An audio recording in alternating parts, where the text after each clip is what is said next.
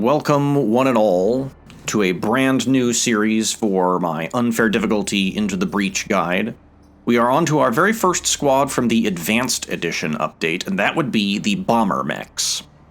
We've got the Pierce mech with the AP cannon, the Bombling mech with the bomb dispenser, it's a ranged class mech, and finally the Exchange mech with the Force Swap science class weapon. So it's a brute ranged science squad. It does not have a prime class mech. And it is a very, very powerful squad. There's an argument to be made that it is the most powerful squad in the game. Perhaps only rivaled by the Mist Eaters. And I'm scoping out the island before me here, contemplating my options. Now, the Bombermechs are so strong that I'm really not sweating my first choice of island. And I wind up going with Detritus because it has the most annoying scion. It has the blast scion. So I decide I just want to get the blast scion out of the way. Also, Archive was looking like it was going to be maybe a little bit on the chaotic side.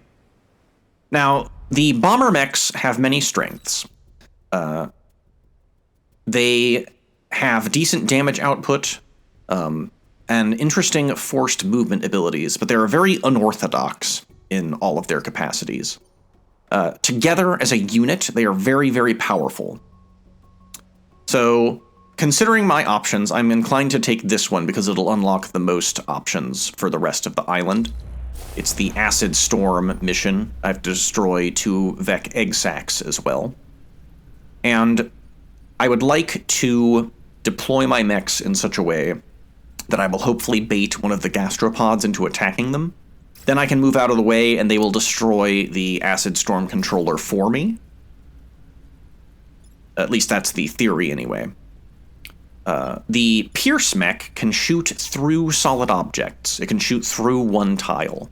So it's often advantageous to park it behind grid buildings or behind your other mechs to kind of give it, you know, a firing solution at the beginning of a mission. Its weapon passes through the first thing it hits, and if it is a non-grid building, it will do a one-tile push, and then the second thing it hits, it will do damage and push. So it's a very powerful weapon, capable of affecting, you know, multiple enemies as long as they're in a row.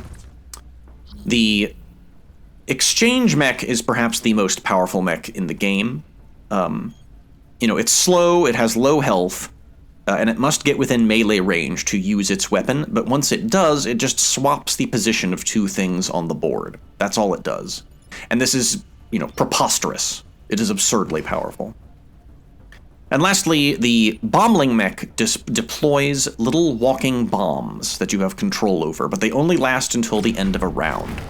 So there you just saw the power of the AP cannon.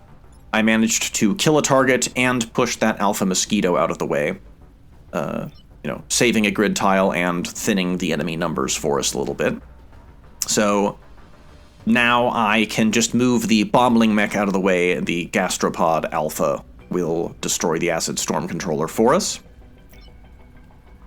So my other mechs are somewhat free as far as what actions they would like to take, and I believe I elect to just get rid of the Blast Scion before it causes me problems.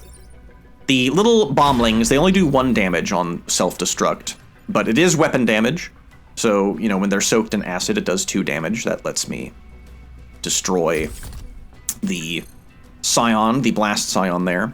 And then that leaves the Exchange mech. You have to be very careful with positioning with the Exchange mech.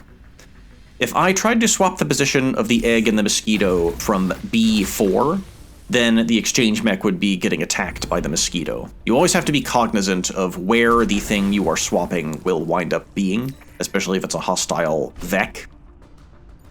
It takes some getting used to, and sometimes even I forget, as you will see on this playthrough.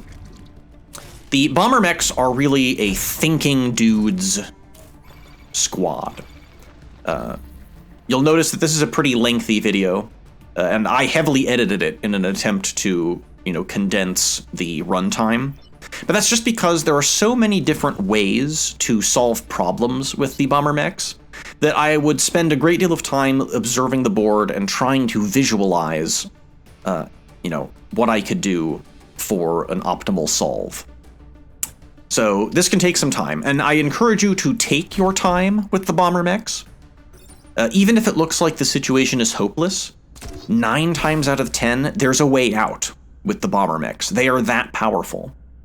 And I'm going to try to elaborate on some of the thought process behind this here. So, the Pierce mech doesn't have a lot of good targets right now, but if the Bombling mech deploys a little walking bomb, that gives the Pierce mech something to shoot through, and thus do damage.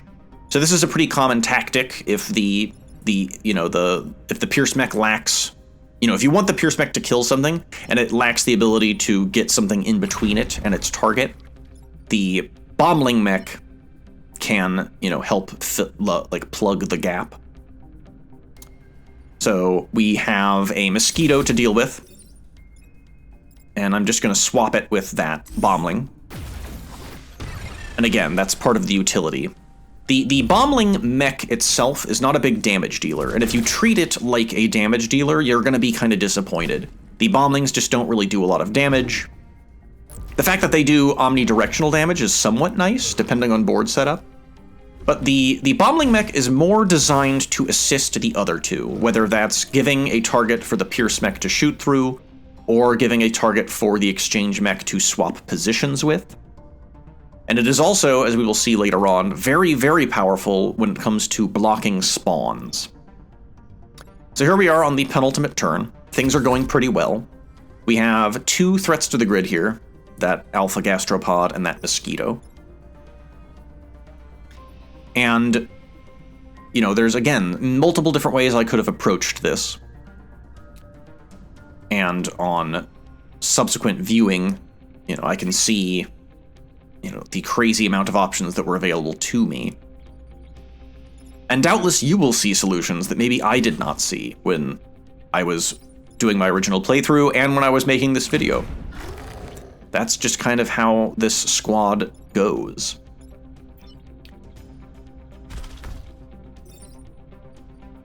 A little Bombling will help us destroy that acid-soaked Mosquito. This is somewhat an unusual mission for the Bombling mech to actually get some offensive value out of it.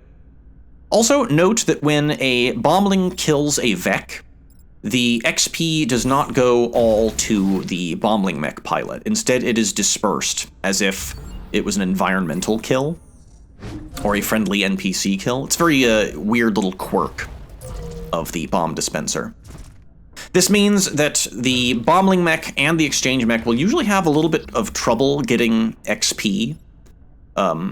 They're not prone to getting kills with their own actions, but through setting up things, you can... So here's an example of an Exchange mech being able to kill something. It's a trick you should familiarize yourself with, which is to park a friendly mech in water, and then exchange its position with a Vec that will then, get deep sixed. It's a nice little trick that you should have in your back pocket. So that's a pretty clean first mission. There's no real way I have now to finish off the Gastropod, but it's okay. Mission accomplished. And we top off our grid health. And we are just getting started here. The Bombermechs are capable of galaxy brain plays. So I have lots of objectives available to me here. We have Block of X spawning, which is a mission type the Bombermechs are actually very good at accomplishing. We have Defend the Train, kill 4 enemies with acid. We've got a double power plant mission, and we have knock mites off the mechs. So I'm looking at the types of maps available to me, and I decide to go with the kill 4 enemies soaked in acid mission. I figured that this would be playing to the Bombermech's strengths, in that I have another friendly NPC, the little acid tank, and this is yet another unit that I can use to, manipulate, whether that be swap it around with the Exchange mech or shoot through it with the Pierce mech. The Bombermech enjoy having, allied little friendlies to to mess around with. It is all to their benefit. So, looking at my Op4 here, I am predicting that the southern-facing grid buildings there on, D4 and E4 are going to get mobbed. It doesn't unfold exactly as I predicted, but indeed, 3 of the 4 active Vec are threatening the grid. So this is a problem. And, at first blush, you might ask yourself, how do I do this? How do I fix it? And the Bombermechs have an answer. They always do. The biggest frustration of playing the Bombermechs is when you screw up and when you make a mistake, it is usually just human error. There was probably a way out. There was probably a solution, and maybe you just didn't see it.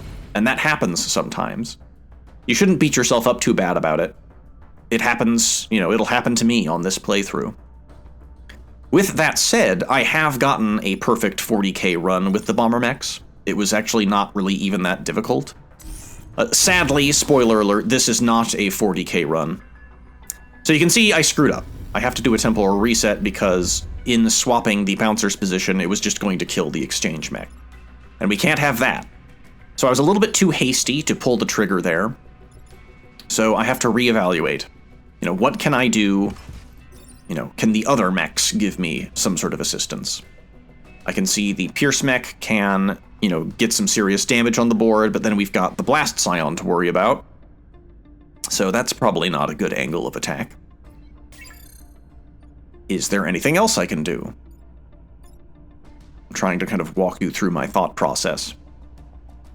Now, you have the tools available, your weird little Swiss Army knife kit with the Bombermechs. But you've also got another tool, and that is the enemies themselves. See me checking the enemy initiative? I can see that if I push the bouncer alpha 1 square south, it will hit and kill the other bouncer that's threatening the grid.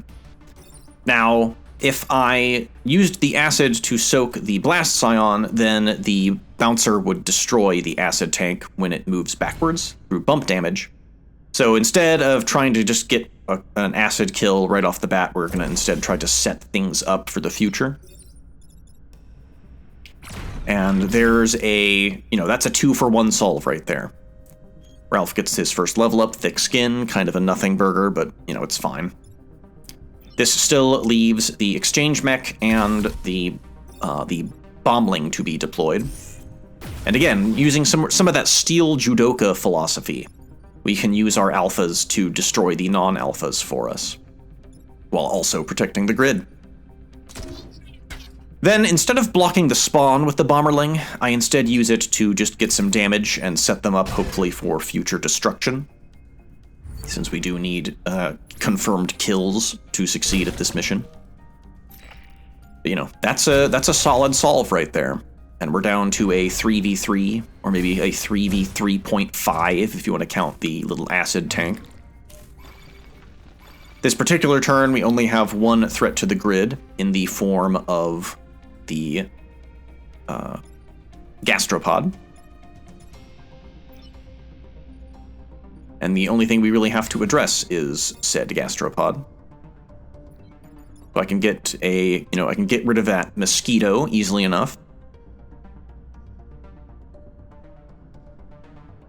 But, it behooves you to take your time, try to observe the board state, see if you can't see ahead and see the ramifications of your actions before locking things in.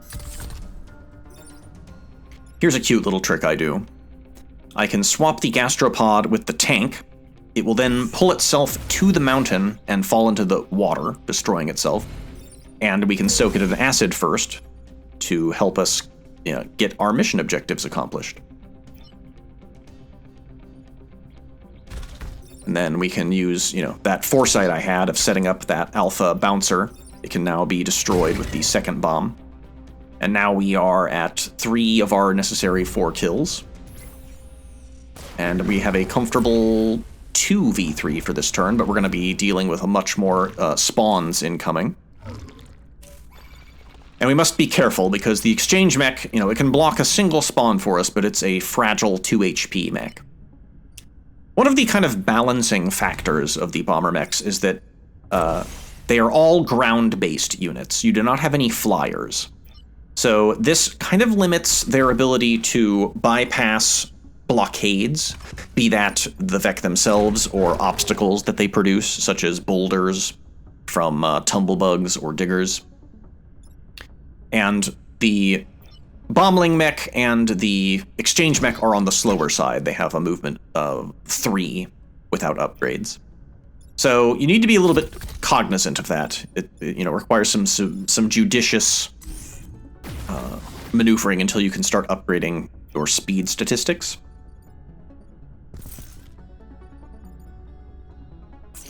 But again, we are very good at spawn blocking with the Bombermechs.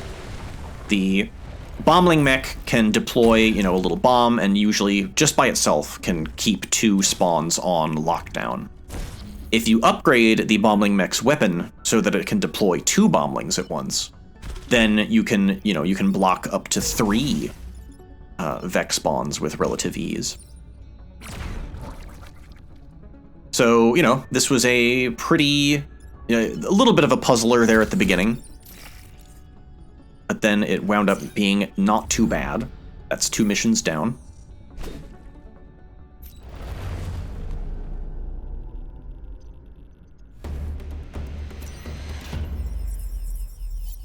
We're going to keep Ralph in the Pierce mech, such that, he will hopefully finish his leveling up with his expedited XP gain. And we'll see what his second ability is. So after some wavering, some consideration, this is the next mission that I elect to go with. This is just a block Vec spawning mission. For some squads, this can be a problematic mission objective, but for the Bombermechs, it is often advantageous, just because the Bombling mech is so good at keeping those Vec underground. Indeed, I believe one of the squad achievements for the Bombermechs is to just block a number of Vec spawns, either during a mission or during a playthrough. I'll confirm that for you on screen. So we have only 1 threat to the grid on this opening turn. That is the Alpha Gastropod. So that affords us a decent amount of flexibility here. We want to hopefully just concentrate on blocking spawns with the Bomber mech, or the Bombling mech, which that can be easily accomplished. That leaves the exchange mech and the Pierce mech to try and help us set up an advantageous board state. So we can just do some quick and dirty swapping. Use the gastropod to our advantage. And then I elect to just kill the blast scion right away. Note that if you kill your target, the subsequent push will not damage whatever is directly behind it. It's a weird little quirk. But for our next turn, it'll be a nice, even 3v3.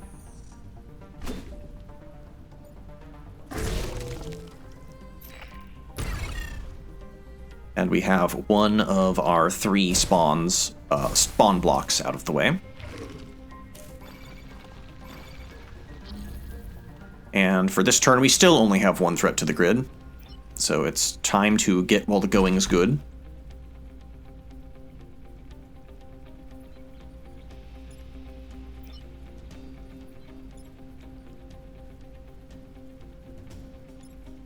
So yes, there's many different ways to handle this situation. And this is further complicated by the presence of the teleporters, which is fascinating. But if you have the opportunity to block something with a friendly, why not block that with an enemy instead? Let them soak the blocking damage for you. And that will be mission accomplished for us. Now, note that the Pierce mech I actually don't wind up doing anything. I was happy enough with where the enemies were that I didn't want to disrupt their positioning. Like, I could have shot the gastropod, but then it would have pulled the mosquito off of the spawn tile. So that kind of tells you just how powerful this squad is, that sometimes your best move is to actually do nothing. And, we are playing on unfair difficulty.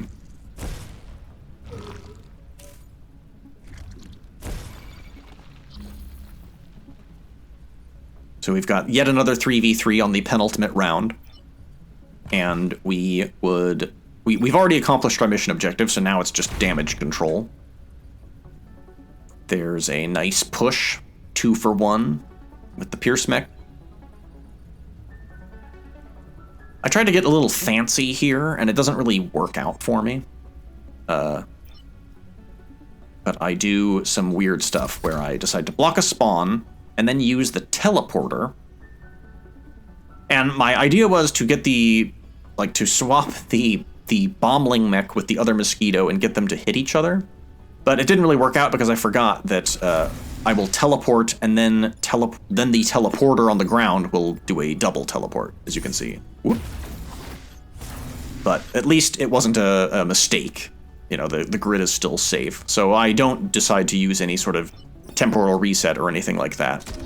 Instead, we're just going to block as many spawns as we can, and our final turn will be a 4v3. And again, there maybe could have been a more optimal way to play out that round, I'm not sure. Probably would have involved maybe blowing up a mosquito.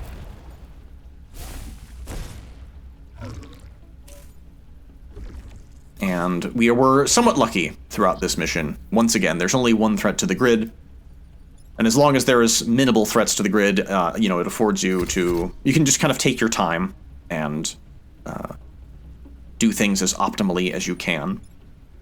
Now you're going to see an example of some big time Into the Breach veteran indulgence here.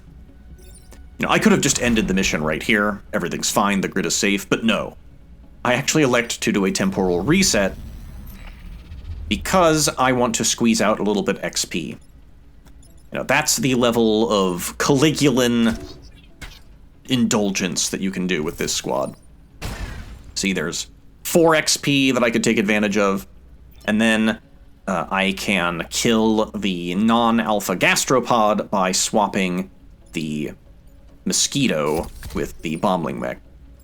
So I squeezed 7 precious XP points out of the end of the mission, instead of letting them go to waste.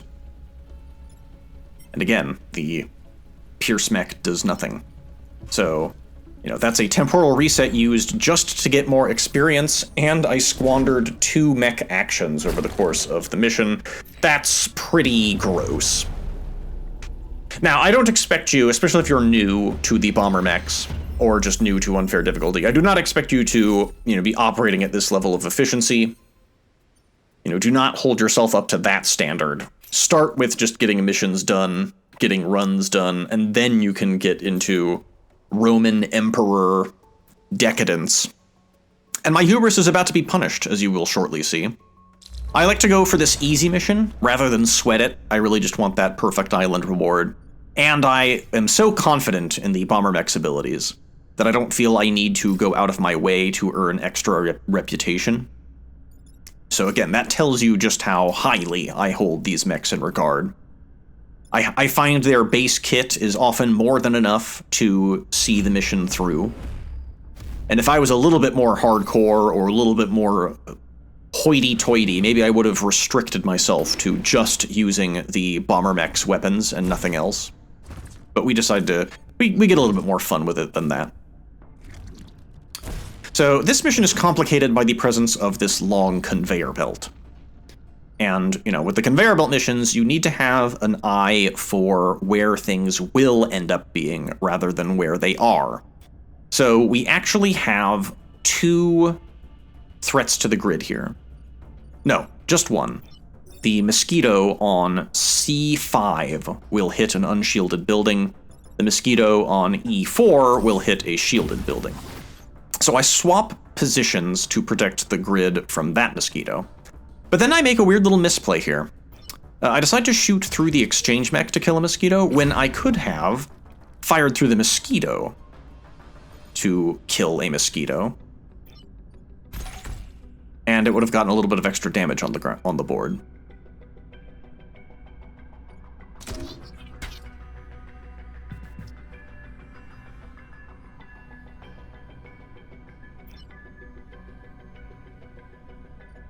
So I can, you know, do a little bit of chip damage. I was not right in the right position to get a spawn blocked, but at least I picked up the time pod. And as you can see, I had to give up that shielded grid building. There's probably another way that I could have saved that shield, and I will kind of regret that in the future, in the near future even. This is where I make my critical mistake. I was not thinking it through. The mistake I will make here is the Alpha Bouncer. I can see that it is not threatening the grid, at least not immediately, and I fail to heed my own advice, and I forget that the conveyor belt is going to move it, and it will move backwards into the grid.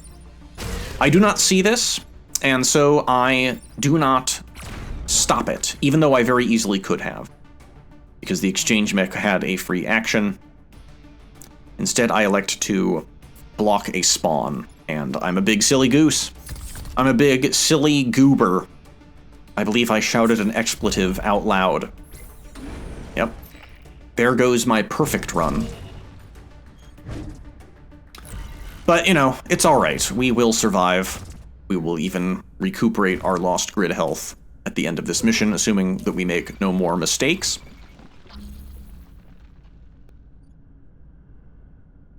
So we have functionally 2 threats to the grid here. The Alpha Bouncer will be threatening the grid building on D5 after the conveyor belt moves it. And I am even more aware of that now after making my mistake. But this was a slightly trickier turn. I was not sure what the optimal use of my mech's abilities was necessarily.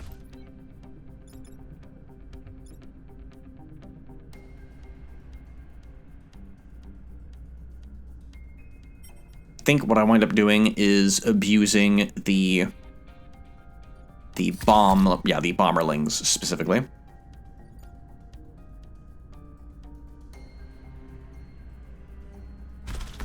We can then set up the Alpha Bouncer to kill a gastropod for us. The only downside is I do not get very much spawn blocking done, so our final turn will be a 4v3. Or no, a 5v3, or yeah, 5? Do I know how to count? Yeah, 5v3. This turns into a functional 4v3 as the Blast Scion shows up.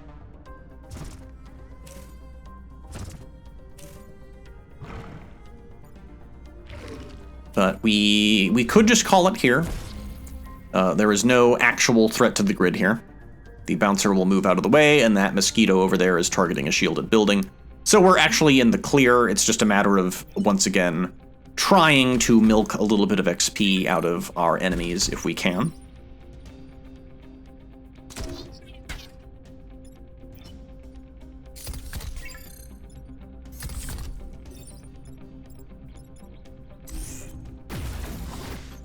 That was ultimately pointless. Oh, I see. I was able to salvage this a little bit. This is an interesting maneuver you can do, which is when you shoot the bomberling, when you shoot through the bomberling with the Pierce mech, it can set it up to finish off whatever it was the Pierce mech shot, if you don't quite have enough damage to bring it home. So I was able to squeeze a little bit of extra XP out of the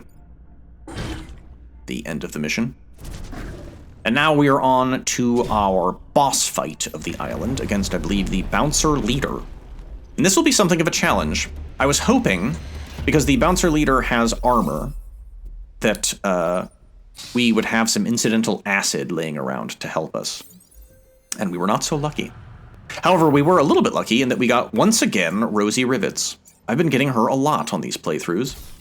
I decide she's a good pick for the exchange mech because the exchange mech sometimes will move adjacent to allied mechs anyway, and that will give us the ability to take advantage of her healing ability. And then I invest my first core into a movement upgrade for the exchange mech. So now it can move up to 4 spaces instead of 3.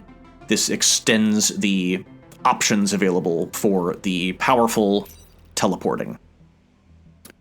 So, no acid to help us. with the armored bouncer leader. So the Bomberling mech cannot damage the bouncer leader with its deployable bombs, and the Pierce mech can only do 1 damage to it at a time. So we're going to have to rely on either bump damage to help us bring it home, or, and this is what I was really thinking about doing, using Steel Judoka philosophy and trying to use the other effect to kill the boss for us. And for that, we're going to be using the Alpha Gastropods. Notice that I set my mechs up to bait the bouncer leader, since it attacks 3 tiles in a row.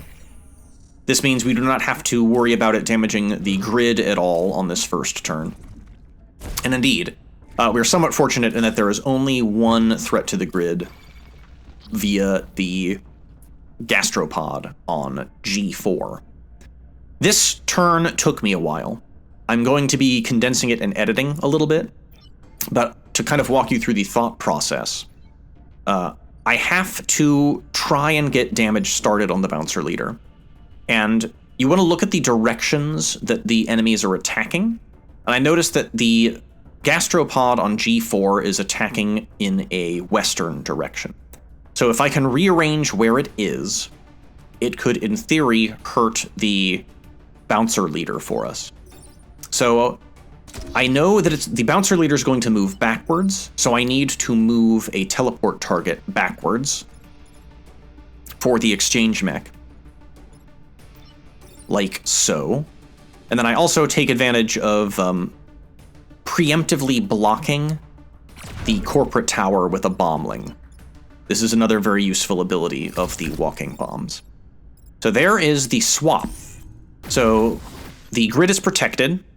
The walking bomb will take the hit for me. And then the bouncer leader is going to move backwards and then get hit by the other gastropod. The price I had to pay was to take 2 damage on the bombling mech. So there's a good solution. We are halfway to mission accomplished as far as killing the bouncer leader is concerned.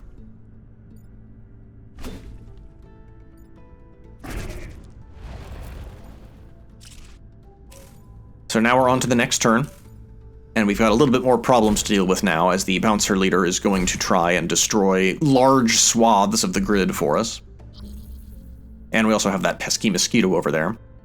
So on a turn like this, I was not seeing a good way to get damage on the bouncer leader, so I had to try and just get it somewhere safe. I needed to move it to a tile where it was not going to do any damage, and that tile was the mosquito. So with a single action, I have fully protected the grid, save for the gastropod on G6. It's going to target the grid, so I need to either block it or kill it. Looks like I elect to block it with a Bomberling mech, a little walking bomb. And then the Pierce mech is free to just get some damage on the board. I skip ahead a little bit after considering all of my options.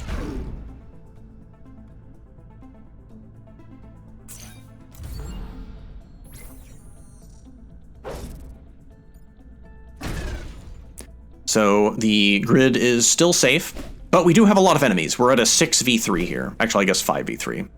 Some friendly fire helped thin the herd a little bit. Now, this is a pretty funny round. The enemy decides to just dogpile on the exchange mech. And I stared at this board for a moment, and I was like, okay, that tile where the exchange mech is the focus of a great deal of fury. So what can I do to take advantage of this? Ideally, I would like to just place the bouncer leader there. It would then get summarily decimated by its own allies. And here, we can do the alley-oop, deploy a bombling, and that will be mission accomplished right there. Beautiful. And the smoke cancels out the attack. That just leaves the Pierce mech once again free to try and do some damage control, thinning the herd. We could get rid of that gastropod, And Ralph gets his final level up, which is adrenaline. That's fine. But I become of a mind to maybe put a different pilot in the Pierce mech and try to get some other people leveled up. Good job. Thank you, Gastropod. We couldn't have done it without you.